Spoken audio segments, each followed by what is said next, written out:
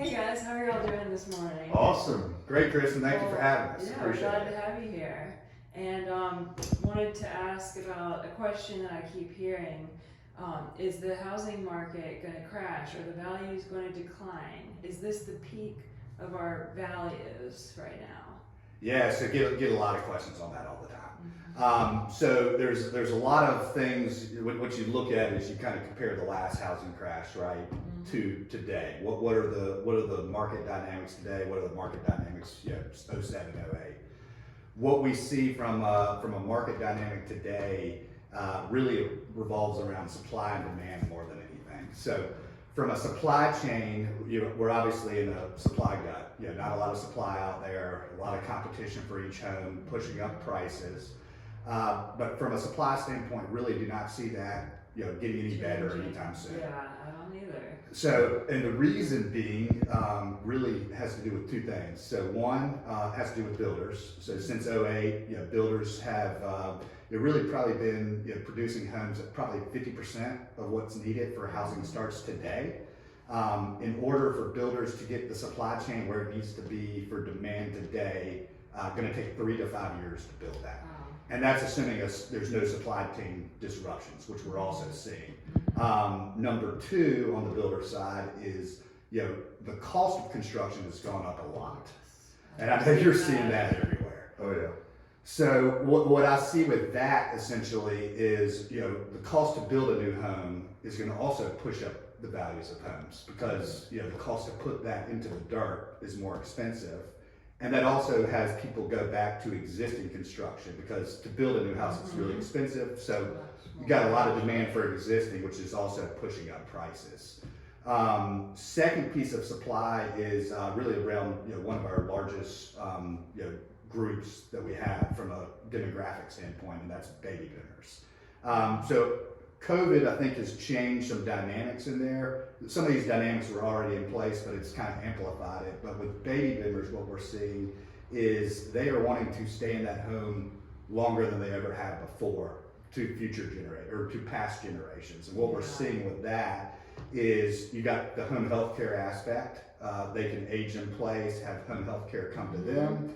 And now we're also seeing some fear of retirement communities, fear of retirement facilities, even sons and daughters not wanting to put their parents into those places just due to some of those issues right now. So from a supply standpoint, we do not see as many baby boomers putting houses on the market right now. And it's also because for them to sell their house, they'd have to find another home, and the cost of those homes is also high right now. I'm hearing those things as well. And so I just can't imagine that there would be anything that would drive prices down right now. From a supply standpoint, there's not an easy solution to that. We'll probably be in this environment for about 3 to 5 years. The other equation that comes into that is demand. So what are we seeing on demand, and how does that change from what we saw in 07, 08? On the demand side, what we're seeing is we have millennials, which outside of baby boomers, largest population group to exist right now. And with baby boomers, not baby boomers, with millennials, what we're seeing is, if you look at a graph of, we look at a 33-year-old as a household formation. That's when a millennial is most likely to buy, their first home right now, or the majority of them will have bought homes by that age. So if you look at the demographics of births for a 33-year-old today, and look back, what we see over the next 5 years is that population of millennial first-time home buyers increases drastically. It's going to peak in about 5 years, but the next 5 years it becomes the largest population of first-time home buyers that we have seen in the last 30 to 40 years. So it's a really big group of first-time home buyers. And the second piece of demand side that we're seeing is pension funds have come into the market. Yes, we see those all the time. Lots of cash buyers out there right now that are competition. A lot of competition. They'll come in sight unseen. Sight unseen, quick cash. Quick, not a bad thing for you though, right? Too. Not a bad thing for you. So with that aspect of it, you got two groups that are really driving that demand. And then if you take a look and you think about the last housing crisis, what caused that? And it was really three things. So builders were overbuilding. From 2000 to 2008, they were overbuilding. They were also overbuilding because demand was high, and that demand was really artificially created high. And that demand was all due to subprime and alt-A loans. So people that should never have qualified to buy those properties were all of a sudden 100% loans. getting 100% loans, in the first place. trying to flip houses, Yeah. and then put them back on the market. So there's a lot of flipping of homes going on in that time. We're not seeing that now. Right. Yeah, I've heard that. And what I'm seeing on that side, if you look at the pre-qualifications that we have today, it's the most qualified borrower that we've had in 25 years coming through the loans right now.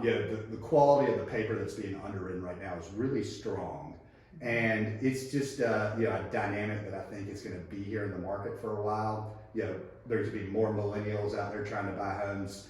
Pension funds have gotten a hold of the ROI, realize that they can actually make more money off of investment properties than they can in the stock market. Yeah. And we're even seeing builders, for example, D.R. Horton built a community in Texas. Normally D.R. Horton builds communities to sell existing homes. Well, D.R. Horton, first time I've ever seen this, built a community, rented out the community, and you know what they did? They sold it for double the price to a pension fund that they could have sold each of those houses individually. That's incredible. It is.